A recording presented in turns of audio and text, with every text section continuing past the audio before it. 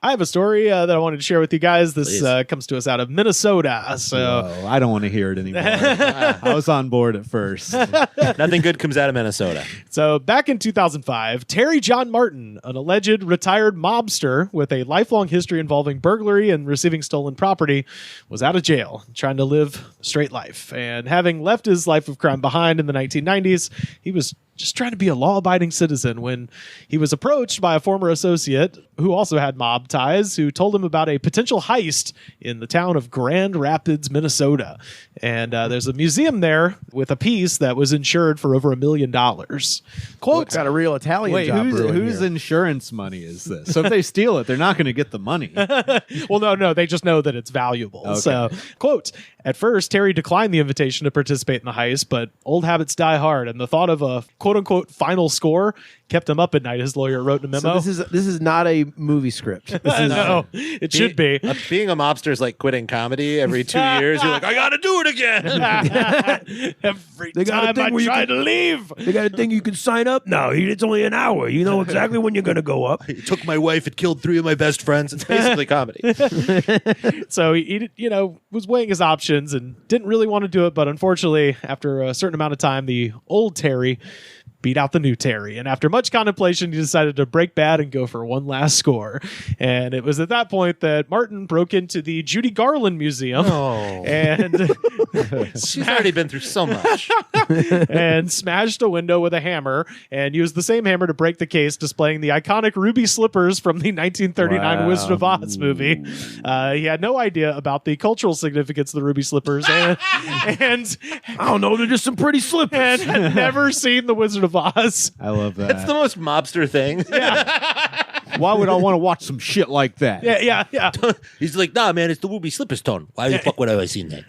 I'm not from some fucking fantasy land, okay? I'm from fucking Minnesota. And people talk like this from Minnesota, like they're from New Jersey. Is most of Minnesota just mobsters and witness protection? I mean, I guess so. shout out to season 5 of Fargo. So did he get away? Yeah, so his associate Did he click his heels? his associate had told Martin that the ruby slippers worn by Garland in the 1939 classic had to have been adorned with real gems in order to justify their $1 million insured value. So this guy's literally like, look, there's no other explanation as to why these shoes would be insured for $1 million. Man, I feel so better about media literacy sucking today.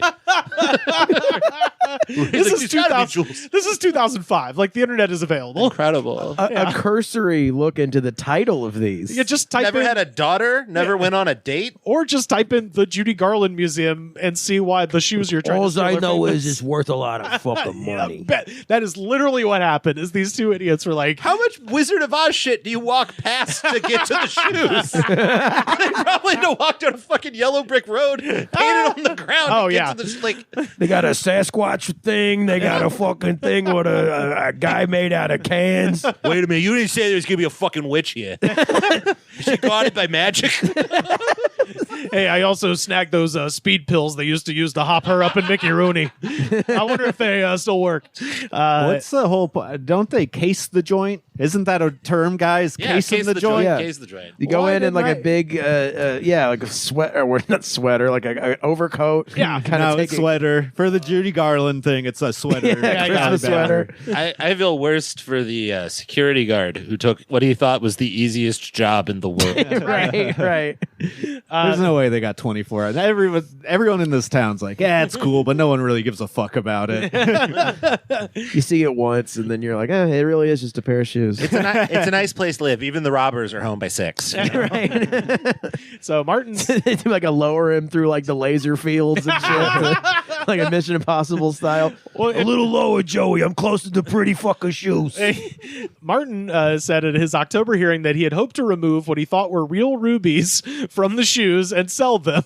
So this man literally saw the words ruby slippers, was like, rubies. That's the ticket. Yeah, that was my first thing is how are they going to find a buyer for this very, very specific thing? Yeah. Yeah, because there's no gay guys in Minnesota. The other thing now, it's like do you have a guy who just buys rubies off you? That's a little hard to believe. I think if you're a mobster, you got a ruby. Yeah, so yes, that's the next sentence. So, I know crime. and I love the New York. This is from the New York Post, by the way, and as we've said, it's a trash paper, but the way they write about crime, I do delicious. love. He says, but a person who deals in stolen goods, known as a fence, informed him that the jewels were not real, and the exceptional rarity of the piece made it basically unsellable. So, to your point earlier, the guy was like, "What the fuck is your problem?"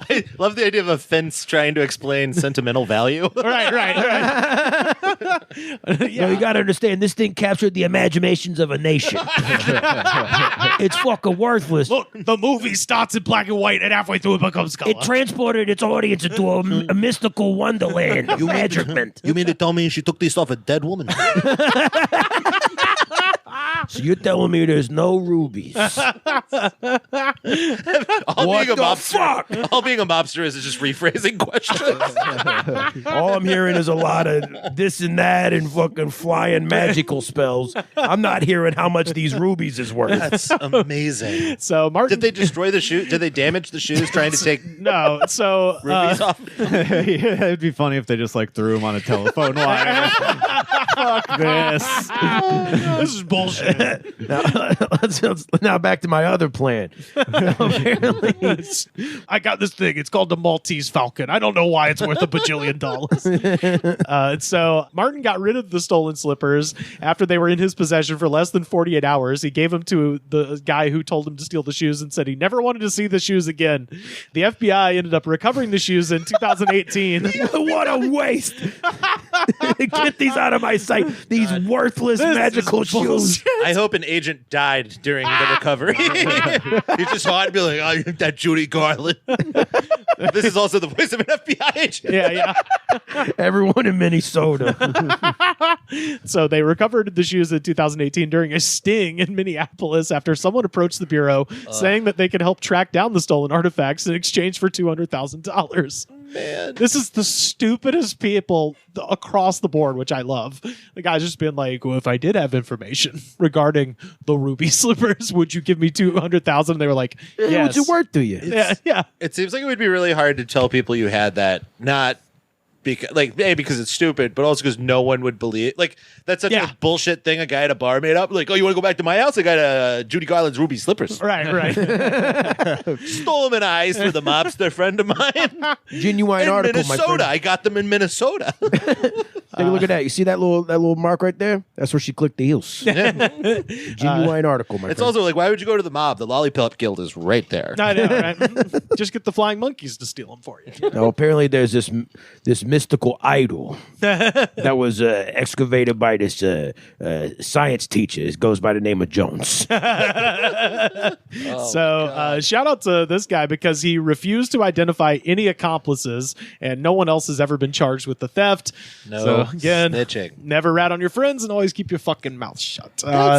The Hollywood memorabilia collector Michael Shaw had loaned the pair of shoes to the museum in Garland's hometown before Martin stole them. John Kells, founding director of the Judy Garland Museum, said the slippers were returned to Shaw and are currently being held by an auction house that plans to sell them after they go on a promotional tour.